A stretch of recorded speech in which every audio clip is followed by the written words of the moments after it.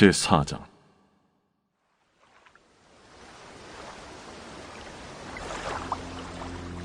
이 일 후에 내가 보니 하늘에 열린 문이 있는데 내가 들은 바 처음에 내게 말하던 나팔 소리 같은 그 음성이 이르되, 이리로 올라오라. 이후에 마땅히 일어날 일들을 내가 네게 보이리라. 내가 곧 성령에 감동되었더니 보라, 하늘에 보좌를 베풀었고 그 보좌 위에 앉으신 이가 있는데 앉으신 이의 모양이 벽옥과 홍보석 같고 또 무지개가 있어 보좌에 둘렸는데 그 모양이 녹보석 같더라. 또 보좌에 둘려 24 보좌들이 있고 그 보좌들 위에 24 장로들이 흰 옷을 입고 머리에 금관을 쓰고 앉았더라.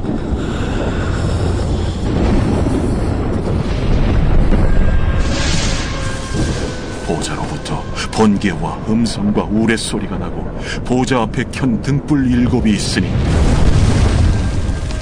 이는 하나님의 7 영이라. 보좌 앞에 수정과 같은 유리바다가 있고 보좌 가운데와 보좌 주위에 4 생물이 있는데 앞뒤에 눈들이 가득하더라.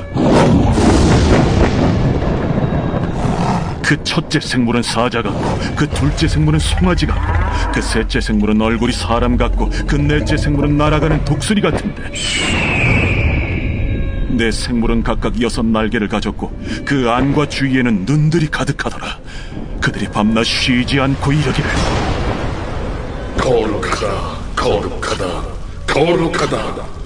주 하나님 곧 전능하신 이여, 전에도 되셨고 이제도 되시고 장차 오시리시라. 그 생물들이 보좌에 앉아서 세세토록 살아계시는 이에게 영광과 존귀와 감사를 돌릴 때에 24 장로들이 보좌에 앉으신 이 앞에 엎드려 세세토록 살아계시는 이에게 경배하고 자기의 관을 보좌 앞에 들이며 이르되, 우리 주 하나님이여, 영광과 존귀와 권능을 받으시는 것이 합당하오니 주께서 만물을 지으신지라 만물이 주의 뜻대로 있었고 또 지으심을 받았나이다.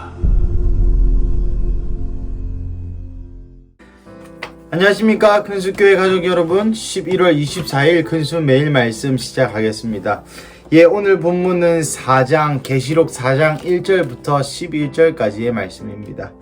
2장 3장에서 에서보드 사빌라 이렇게 7교회에게 예수님께서 편지하는 말씀을 들었죠.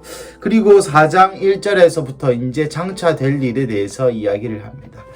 이 4장 5장은 대체적으로 삽입장으로 많이 표현하고 있습니다. 왜 그런지 나중에 설명드리겠습니다. 1절에 보시면은, 이 룰에 내가 보니 하늘에 열린 문이 있는데 내가 들은 바 처음 내게 말하던 그 목소리, 그 나팔 소리 같은 그 음성이 이르되 이리로 올라오라. 이후에 마땅히 일어날 일들을 내가 보이리라 하시더라.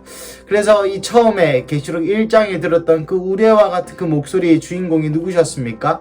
그렇습니다. 바로 예수님의 목소리였습니다. 그 예수님의 그 목소리가 이르되 이리로 올라오라. 이후에 마땅히 일어날 일.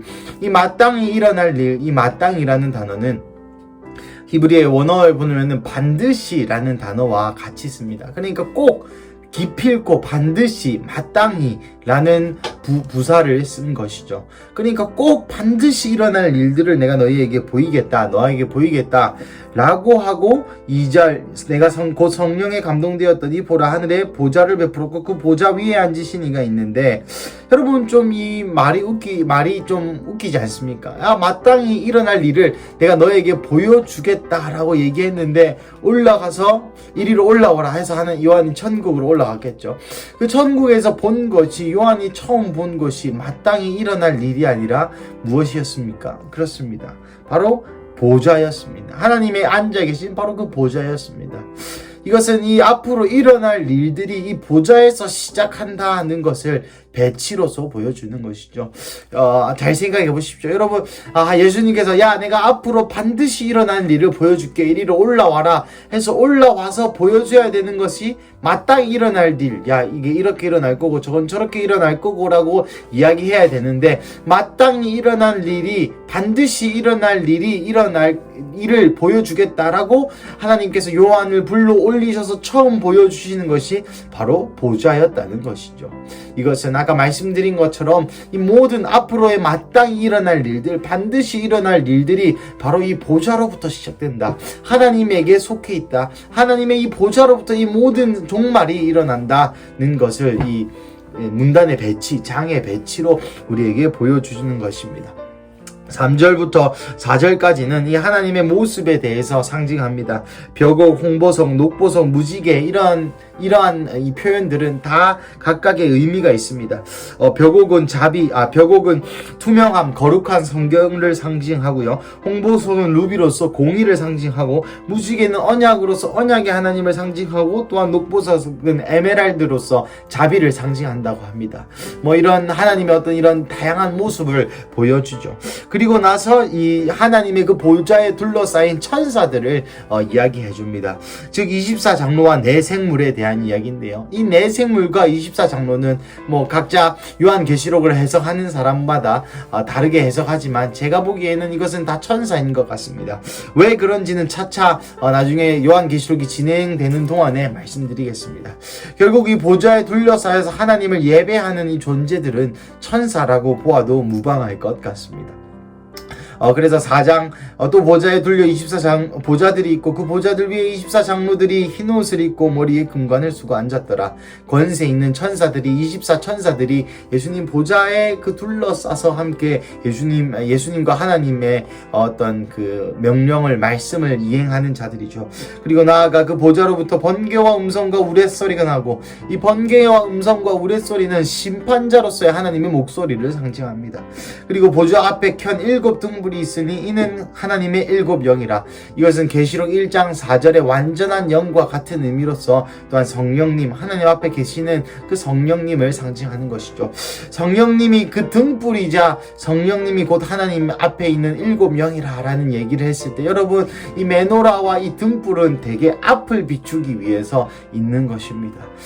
이래서 성령님, 하나님 보좌 앞에 있는 그 성령님은 등불로서 그 보좌에 계신 하나님을 비춰주십시오. 성령님이 하시는 역할이 이렇습니다.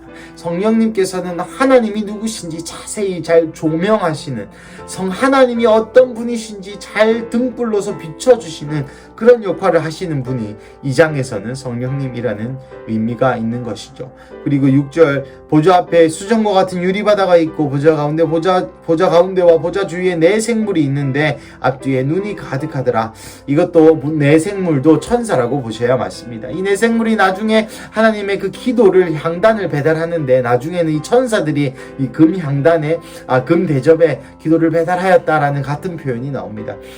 시간이 짧으므로 어딘지 다 찾진 않겠습니다만 결국 이 네 생물도, 이 모든 장로도 이 천사들이라고 보셔야 맞을 것 같습니다. 그래서 그 천사들에 대해서 설명하는 것이죠. 특별히 이 네 생물은 보좌 가까이에서 하나, 둘, 셋, 넷, 이 네 생물이 있고, 이 보좌 네 생물 그 다음 원에 24장로들이 함께 있는 것이죠. 그러니까 이 네 생물은 보좌에서 가까이 일하는, 하나님과 굉장히 친밀히 일하는 그러한 하나님의 수족을 두는 천사라고 보셔야 될 것 같습니다.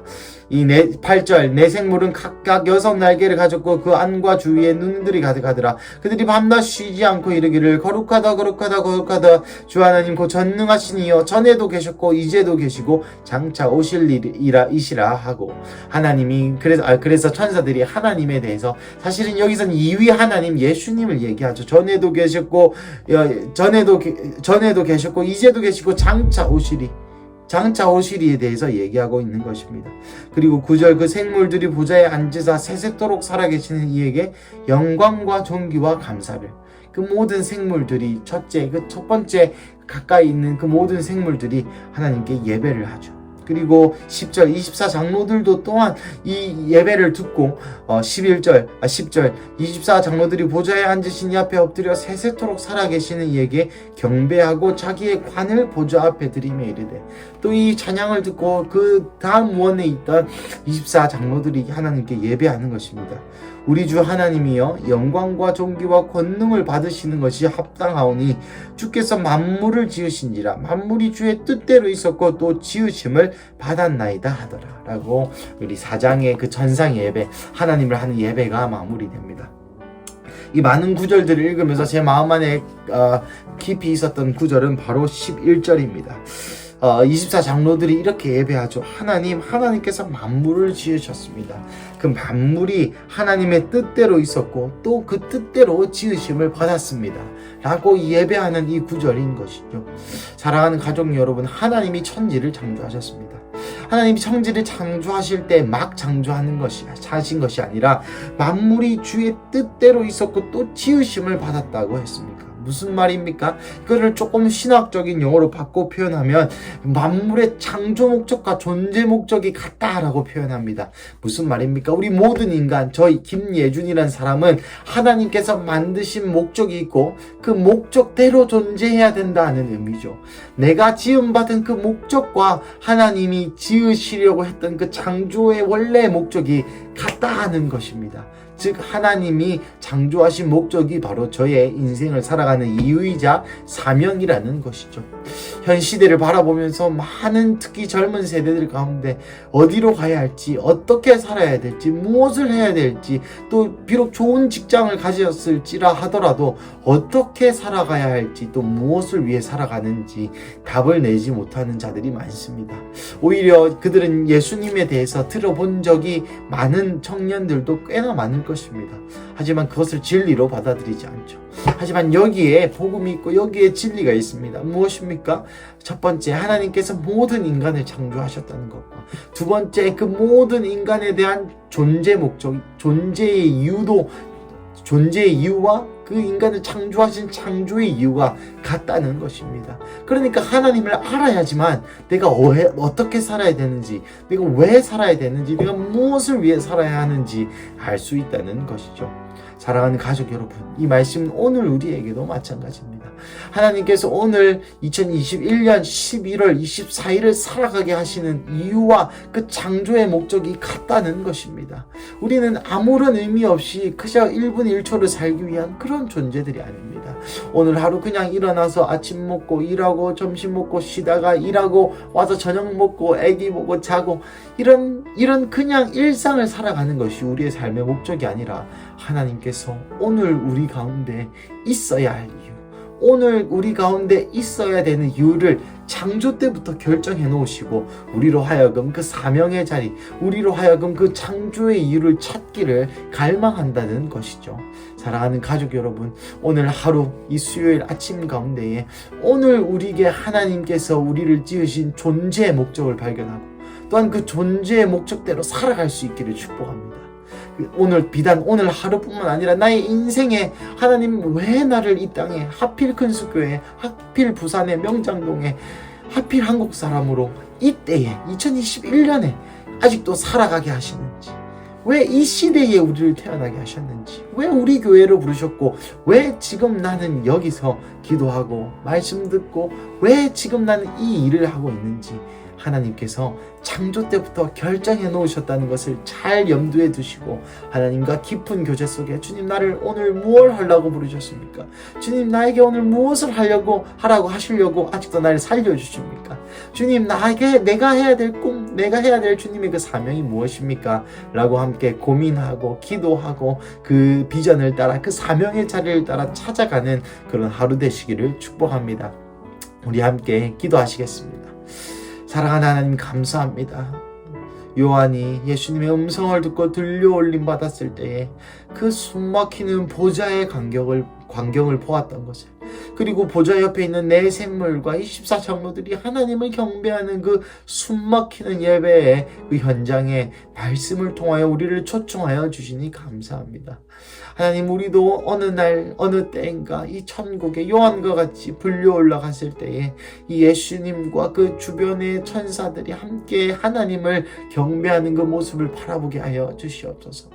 그리고 또한 기도하는 것은 주님, 이 창조의 목적과 존재의 목적이 같다고 우리가 배웠는데 하나님, 우리의 이 창조 목적과 존재의 목적을 깨닫게 하여 주시옵소서. 주님, 왜 하필 지금 이 시대에 우리를 부르셨습니까? 주님, 내가 이 한평생 주님을 위해 무엇을 해야겠습니까? 주님, 나를 왜 이 땅에, 특별히 명정동에, 특별히 동래구에, 특별히 부산에, 특별히 한국인으로 이 시대에 지금 가운데 태어나게 하셨나이까? 하나님, 내가 그 존재의 목적을 하나님 안에서 발견하게 하여 주시옵소서. 내가 그 창조의 목적을 하나님 안에서 발견하게 하여 주시옵소서. 그래서 주님, 우리가 주님을 따라 사는 삶, 하나님의 그 사명에 내 모든 것을 던지는 삶, 그래서 우리가 주님 앞에 올라갔을 때 잘하였다 나의 착하고 충성된 종아 라고 칭찬받는 삶 살 수 있도록 오늘 하루의 삶부터 성실히 살게 하여 주시옵시고, 우리의 모든 인생을 주께 다시 한번 올려드리는, 사명을 찾는 그런 시간 되게 하여 주시옵소서. 주님 감사합니다. 이 모든 말씀 살아계신 예수님의 이름으로 기도드렸습니다. 아멘.